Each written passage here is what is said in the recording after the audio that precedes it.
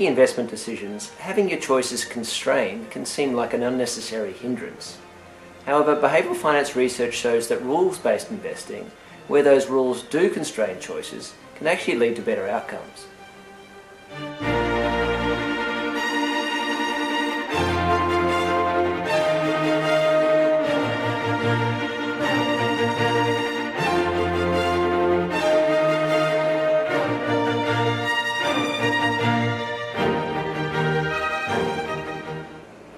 Hi, I'm Simon Russell. I'm the founder of Behavioural Finance Australia.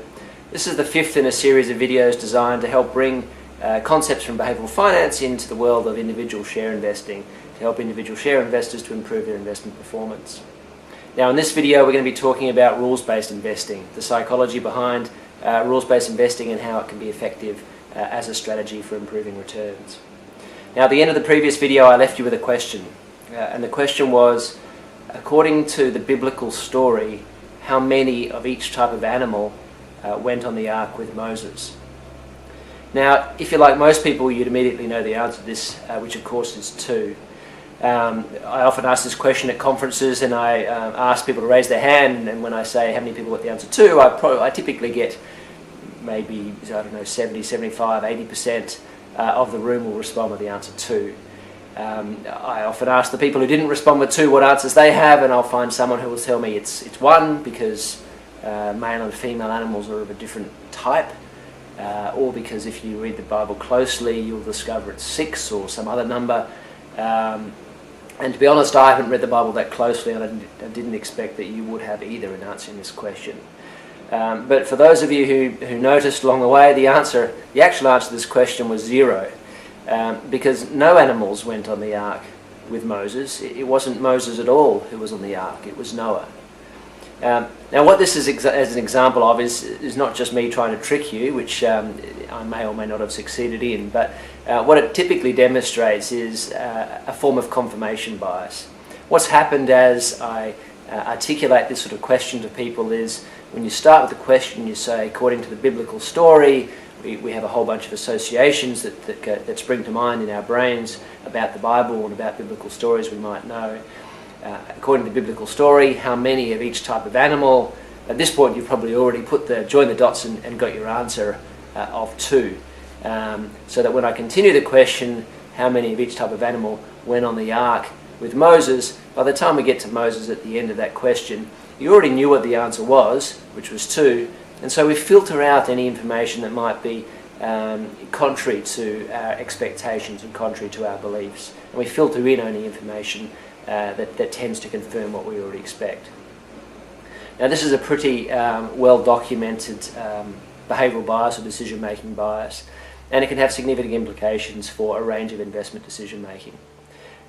But generally speaking, I think it underpins part of the reason why overcoming biases in investment decision-making can be so difficult. It's because those traditional beliefs about effective decision-making, about effective investment decision-making, can become so deeply ingrained that to try and overcome them with new and conflicting information that perhaps doesn't seem like it is credible or makes sense, despite all the evidence in favour of it, can actually be very, very difficult. But having said all that, actually some of the underpinnings of the topic we're talking about today, which is rules-based investing, actually go all the way back to Greek mythology. If you look at the times of Ulysses, and the story of Ulysses, who was sailing past the sirens, and he wanted to hear the sound of the sirens, but he knew that the danger was that other sailors were attracted to these sirens, and when they heard this alluring sound from these sirens, they were drawn towards the noise and ended up wrecking their ships on the rocks. So Ulysses wanted to hear the sound of the sirens but didn't want to wreck his ship and drown all his sailors. So what he decided to do was get his sailors to tie him to the mast of his boat, and so that when he heard the sirens that he was constrained, and he said to his sailors, look, no matter what I do, make sure you don't untie me. And then in addition to that, he then put wax in the sailors' ears. So as he went past the sirens, he could hear the sound of the sirens. He couldn't do anything about it, even though he might be wanting to sail towards them. The sailors didn't hear them, and he was able to sail safely by. Now, the story of Ulysses actually contains a fair grain of truth when you look at the evidence around psychology about how rules-based investing can be so effective. And part of the reason why Ulysses was able to sail safely through past the sirens, and people who use rules-based investing are able to use it effectively as well, is that when you set the rule, when you tie yourself to the mast or set the rules ahead of time, you're making those rules when you're outside the context of a thing that can distort your decisions. So in Ulysses' case, he wasn't hearing the sirens sound at the time that he made these choices, and similarly when you make decisions about the types of stocks that you'll buy, when you'll sell, what your decision-making rules are, your portfolio construction rules are, you're making those outside of the context in which you're thinking about an investment narrative, or you're in the context where an investment, a particular company might be making you feel good or bad about it. So that's part of the reason. There's another couple of reasons why rules-based investing can work from a psychological perspective. One is around the concept of narrow framing.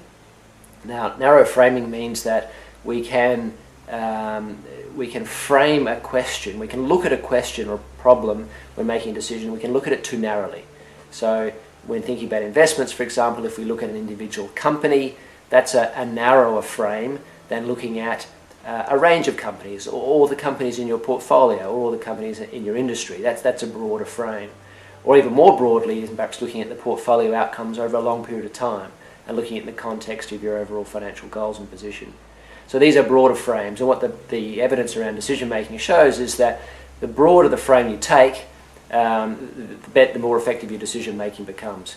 When you take a broader frame, you at least tend to do as well as taking a narrow frame, but often you end up with a much better decision. And rules-based investing gives you that broader frame, because you're making a rule that doesn't just apply to one stock versus another. This is a rule that applies across a range of circumstances, across a range of periods. So that's the second reason. A third reason is that the rules can be quite simple. Now, we've already seen in a couple of videos that have preceded this one a couple of examples of simple decision-making rules that can be quite effective. One is around potentially limiting the amount of turnover in a portfolio, which we saw can lead to advantageous tax outcomes by limiting portfolio turnover.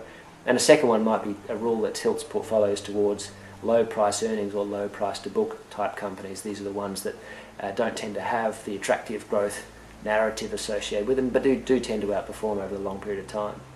Now, the simple rules are beneficial in some ways, because what the decision-making research shows is that often when there's complexity, that's when we tend to be most open to be influenced by some of these decision-making biases, most likely to be influenced by the desire to take a shortcut, whether or not we're consciously aware of it, to associate companies with their emotional connotations and things such as that. So there's three reasons why a rules-based investment approach can be effective.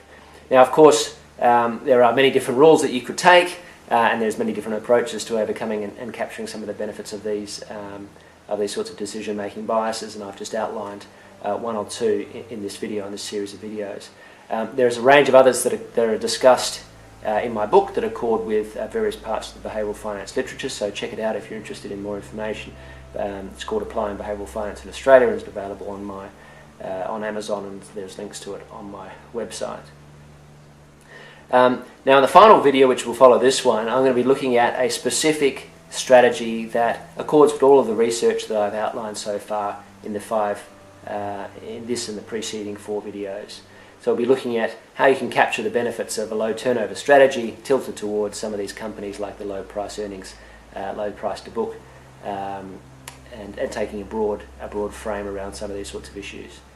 So until then, I look forward to seeing you in the next video.